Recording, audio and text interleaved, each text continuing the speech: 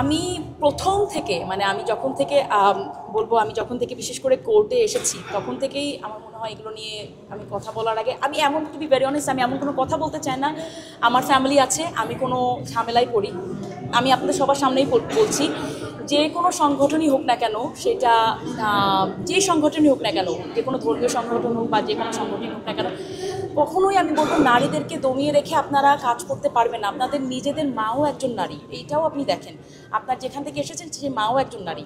তো তাকে যদি আপনি অসম্মান করেন, আমাদের ধর্মীয় দিক কী বলে, নারীদেরকে সর্বোচ্চ সম্মান দিয়েছে ইসলাম। সেখানে আমার মনে হয় যে যারা ইসলাম ভালো করে জানে তারা কথা বলে, আমার থেকে অনেকেই অনেক বেশি জানে, বাট সেখান থেকে নারীদেরকে আপনি কোনোভাবেই দমিয়ে রাখতে পারবেন না। মানে এটা কোনোভাবেই এটা অ্যাকসেপ্টেবল না।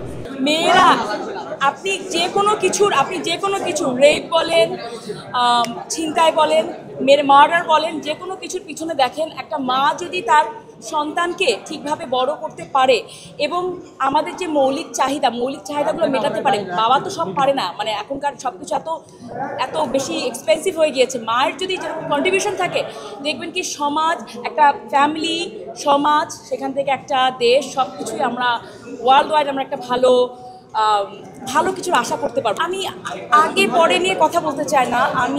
আমি বলবো কি, দেখেন, আমার কয়েকটা পরিচয় আছে। আমি একজন ফ্যাশন মডেল, আমি একজন ব্যবসায়ী, তার সাথে সাথে আমি একজন আইনজীবী, এবং আমি রাজনৈতিক কোনো ব্যক্তিত্ব না, বাট তার পাশাপাশি আমি একজন বাংলাদেশি নাগরিক হিসাবে বলতে পারি যে আমি আর একটা সুস্থ, সবসময় যেই আসুক সরকারের যেই থাকুক, আমরা একটা সুস্থ পরিবেশ চাই এবং আন্দোলন যেন আস্তে আস্তে কমে আসে। আর আমি এই যে কোর্ট এরিয়াতে যেহেতু আমার সবসময় আসতে হয়, তো এখানেই সব বেশিরভাগ আন্দোলন চলে। তো দেখা যায় কি এত সময় চলে যায়, মনে করেন যাওয়া আসাতে আমরা কাজ করব কী করে, সব কিছু মিলে খুব ডিফিকাল্ট হয়ে যায়। তো আমরা বলবো যে যার চাওয়া পাওয়া আছে, সরকারকেও সময় দিন, সরকারও আপনাদের চাওয়া পাওয়ার কথা শুনবে। আপনারা একটা জিনিস চেয়েছেন, সেটা হয়েছে, এবং সেটা যারা এখন আছে তাদেরকে কিছু সময় দেন। তো সব কিছু আমার মনে হয় একটু যদি আমরা ধৈর্য সহকারে করি, লাইফ ইজি হয়ে যাবে। আমার মনে হয় প্রত্যেকটা মানুষের এক একজন ইন্ডিভিজুয়াল, তারা জানে তারা কি করলে তাদের ভালো হবে, তাই না? সো কেউ যদি রাজনীতি করতে চায়, তাকে রাজনীতি করতে দেন, সমস্যা কোথায়? আমার তো মনে হয় না সেখানে। বাট রাজনীতি করলে কিছু সুফল আছে, কিছু প্রবলেম আছে, দুইটাই চিন্তা করতে হবে। তারা যদি সেটা মেনে রাজনীতি করতে পারে, মানুষের জন্য কাজ করতে পারে, করতে দেন, সমস্যা তো কিছু নাই।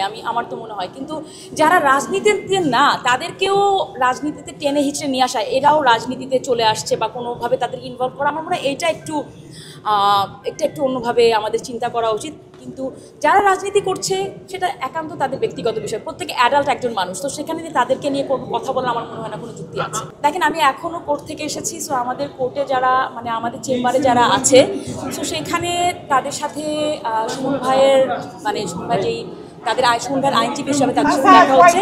সো আমি যেটা জানি যে তার সম্পর্কে আপডেট, যে এখন পর্যন্ত তো কোনো কিছু তার জামিনের সম্পর্কে হলে আপনারাই সবার আগে জানতে পারতেন, সেরকম কোনো কিছু নাই। বাট জানতে পেরেছি, ভালো আছে। এটা একটা, যে দল যখনই আসুক না কেন, এতটুকু ডিসেন্সি প্রত্যেকটা মানুষের, একটা মাননীয় সংসদ যখন হয়, এতটুকু ডিসেন্সি সবার মধ্যে থাকা উচিত।